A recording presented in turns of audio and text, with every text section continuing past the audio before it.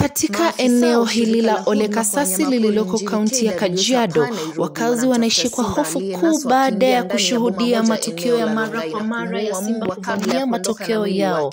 Wanyama hawa wakali kutoka hifadhi ya Nairobi wanavuka mpaka kuingia vijijini wakiua mifugo na kuleta maadhi. Kulikuwa na fununu kwamba kuna simba ambaye anatembea huku na amekula umbwa. Alafu mimi mwenyewe nikitoka hii side ya Masai Lodge kwa gari nilikutana na simba. Actually ni lioness. So walikuwa wanatembea kwa njia, anakaa po aggressive hivi, so mimi nikamuona, tukapiga picha kidogo, alafu pia tukaambia watu wenye walikuwa wanatembea kwa miguu na boda, tukaambia kuna simba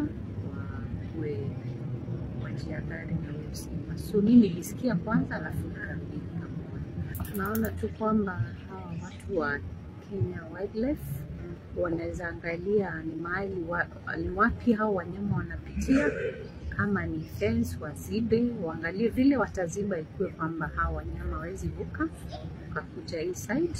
Na pia ingekuwa vizuri kama wangepea wakazi wa hapa namba ambayo ukiona simba unaweza kuwapigia na wapate kwa haraka na washughulike kwa haraka, kwa vile watarudisha huyo mnyama ndani kabla afanye madhara.